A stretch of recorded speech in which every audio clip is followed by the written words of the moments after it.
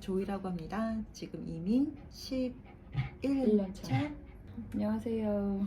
저는 미묘라고 합니다. 저도 뉴질랜드 이민 11년 차입니다.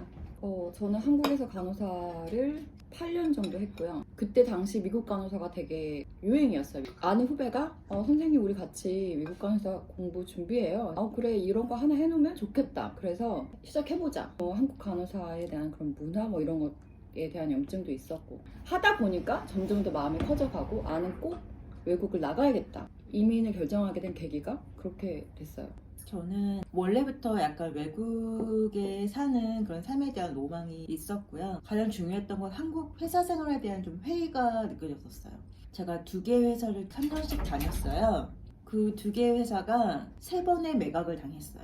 그 과정에서 정리해고를 이제 여러 차례 보게 됐는데 회의감이 들었어요. 내 미래에 대한. 그래서 이민을 결정하게 됐어요. 뉴질랜드는 제가 대학교 때 캐나다에서 한 1년 정도 어학연수를 한 적이 있는데요. 뉴질랜드가 같은 이제 영연방이다 보니까 비슷한 줄 알고 사실 뉴질랜드를 선택을 하게 됐고요. 이제 외국에 나가서 다른 공부를 해봐야 되겠다 해서 생각한 게 간호학이었고요. 그때 당시에 미국은 취업문이 좀 닫혀 있었어요. 그때 오바마 정부 때부터 비자 문제가 있었어서 이제 미국은 고려 대상에서 제외가 됐고요. 호주도 고려를 했었는데 학비가 호주에 비해서 뉴질랜드가 좀 많이 저렴했기 때문에 그래서 뉴질랜드로 오게 됐어요.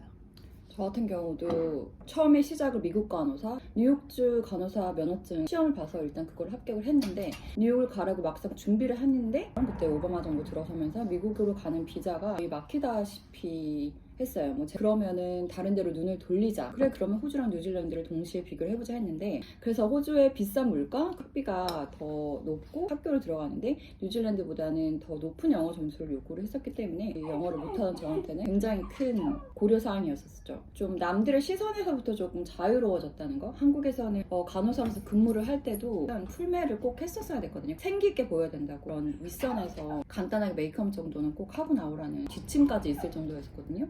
그냥 저는 한 사람의 간호사로서만 일을 하면 되니까 그런 것에서부터 좀 자유로워지더라고요. 저 같은 경우도 비슷해요. 정말 고등학교 졸업하고 하의를 벗어본 적이 없어요. 다리 길이, 외모가 되게 중요하잖아요. 다리가 기냐 짧냐 아니면 머리가 크냐 작냐.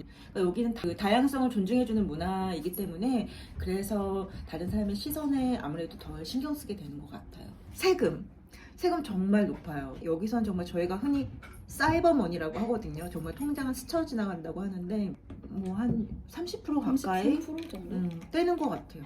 그래서 사실 일을 더 많이 하면 할수록 더 많이 되죠. 세금을 더 많이 떼는 구조. 참 저축을 하기가 힘든 나라라고 할 수가 있어요. 식비가 굉장히 비싸요. 나가서 밥 한 끼 먹으려면 16불, 18불. 테이크어웨이가 그렇죠. 테이크어웨이. 스테이크만 예를 들면 뭐 25불이다. 근데 거기에 당연히 음료 시켜야 될 거고 그다음에 샐러드, 앙트레 이런 거 시키다 보면 한 4, 50불은 금방 나가요. 그 집에서 먹으면 더 싸냐? 사실 그것도 아니에요. 그 장을 보는데 드는 이제 비용이 굉장해요. 여기는 굉장히 급한 게 없어요. 한국 같은 경우 굉장히 파스트 컬처잖아요. 빨리. 인터넷 서비스 같은 거 내가 이사를 하거나 아니면 다른 데 가서 뭐 인터넷 문제가 있어서 서비스를 신청했으면 뭐 출동을 해서 어세스를 하는 데까지 보통 2, 3일 정도 걸려. 또 수선을 하는 데까지 잡으면 거의 일주일 넘게 기다려야 되니까 급한 한국인 성격으로는 되게 힘들더라고. 한국은 요새 뭐 당일 배송, 총알 배송 그런 게 굉장히 많잖아요. 일단은 여기는 그런 게 없어요. 이게 왜 이렇게 오래까지 기다려야 되나? 그런 질문이 많이 들죠. 저는 이민은 예스. 뉴질랜드를 다시 오겠냐는 선택은 지금은 노라고 대답을 할 것 같아요. 원래 계획했던 대로 아마 뉴욕이나 미국 같은 이제 저 같은 경우도 이민은 예스. 근데 뉴질랜드는 오지 않을 것 같아요. 큰 나라에 살아보고 싶고 또 자연재해가 좀 없는 나라에 뉴질랜드가 뭐 일본이랑 비슷하게 지진이 자주 나요. 그래서 좀 안전하고 큰 나라, 약간 캐나다 이런 쪽 아니면 저는 인생은 한 번뿐이라는 생각이 있어서 좀 이색적인 나라에서 좀 살아보고 싶어요. 일단 가보고 결정을 해라. 그게 첫 번째예요. 왜냐하면 제가 이제 뉴질랜드를 한 번도 오지 않은 상태에서 그냥 제 착각과 상상 그것만 가지고 와서 너무 많은 후회를 했기 때문에 좀 먼저 가보시고 그리고 많은 그런 리서치 후에 결정을 하셨으면 좋겠고요.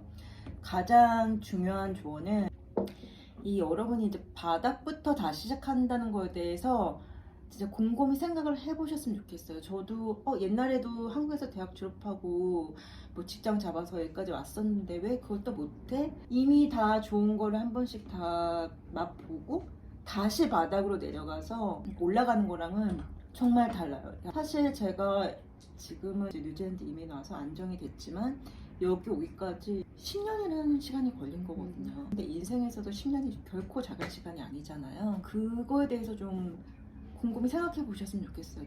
나라나 도시를 선택을 함에 있어서 본인의 성향을 알아보시고 결정을 하셨으면 좋겠어요. 이때 내가 이곳에 가서 만족스럽게 잘 생활할 수 있을 것인지, 아니면은 나라를 선택을 한 다음에도 어떤 도시가 좋을지. 처음에 유학을 선택했던 도시가 굉장히 작은 소도시였거든요. 제 처음 선택은 그래 그냥 시골에 가서 정착하는 동안 공부 열심히 하자라고 생각을 했는데, 서울에 살던 저는 5시만 되면 모든 상점들이 다 닫고 아무런 문화시설이 없었고 제가 보기에는 좀 힘들더라고요. 본인의 성향도 좀 생각해서 결정을 하셨으면 좋겠습니다. 그럼 오늘은 여기까지 할게요. 안녕. 안녕.